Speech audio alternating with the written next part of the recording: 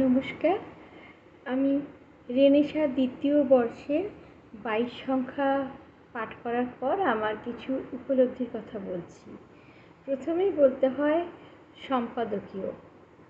এক প্রজ্ঞাদীপ্ত সম্পাদকীয় সুতপা ভট্টাচার্যের লেখায় আমরা বরাবরই পেয়ে থাকি। তো এবারের যে লেখাটার মধ্যে তার প্রজ্ঞা, তার জ্ঞান এবং নিজের অনুভূতি বোধের সমীকরণে একটা অসাধারণ লেখা হয়েছে। রবীন্দ্রনাথ ঠাকুর চিরকালই আমরা জানি জাতীয়তাবাদী সোপান ধরেই আন্তর্জাতিকতা বোধে উদ্বুদ্ধ হয়েছেন। সে কারণেই তার বিশ্বমানবতা বোধে তিনি মানুষকে মৃত্যুঞ্জয়ী করেছেন।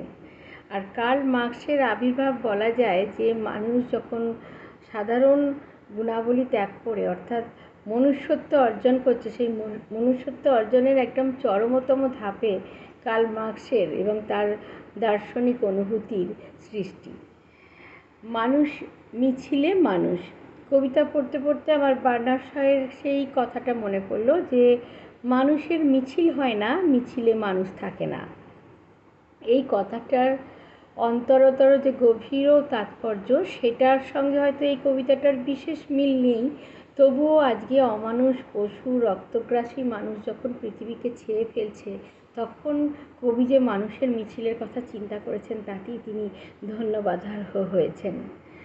অভয়া আমাদের নির্ভয় করেছে, এককাট্টা করেছে, ঐক্যবদ্ধ করেছে, আমাদের সাহসী প্রতিবাদী করে তুলেছে।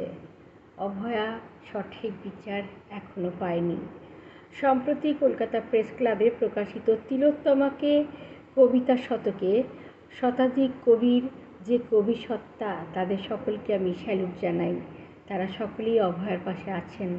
আমরা সকলেই অভয়ার জন্যে অকুতভয় হয়েছি। ভালো লাগলো যুদ্ধ উন্মাদনা বিরোধী এই যে একটা সভা হয়েছে। যুদ্ধ মানে মৃত্যু, আর কোনো যুদ্ধতেই কখনো কোনো পক্ষের জয় হয় না। মানুষের ইতিহাস মানেই শুধু যুদ্ধ। তবে ভারতবর্ষ কখনো যুদ্ধকামী বা যুদ্ধাগ্রাসী দেশ নয়, সে নিজে থেকে কখনো কাউকে আক্রমণ করে না, এটা জানি। আর অস্কার ওয়াইল্ড একটা কথা বলেছেন যে বিশ্বে শান্তি যদি চাও তাহলে এক হাতে তরবারি ধরো। তো এক্ষেত্রেও ভারতবর্ষ সেই পরমহংসদেবের কথা অনুসারে একটু ফোঁসটা দেখিয়েছে। আশা করি এবার শান্তি নামবে, এটা আমাদের মানুষের আশা, শান্তিবাদী বিশ্বপ্রেমিক মানুষের আশা। চিতা মনে হচ্ছে এবার একটা পরিণতির দিকে এগোচ্ছে।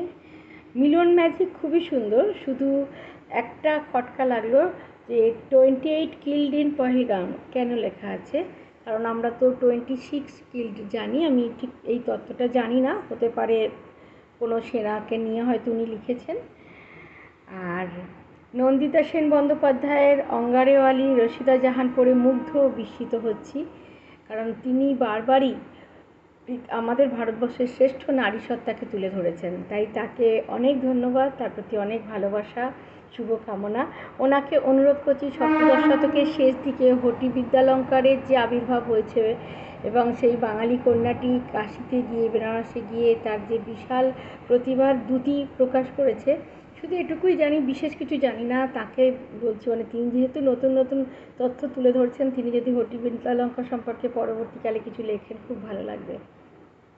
আর যেটা ইচ্ছের জোনাকিরা সাবলীল গল্প, সুন্দর স্বপ্নের মতো এগিয়ে চলেছে।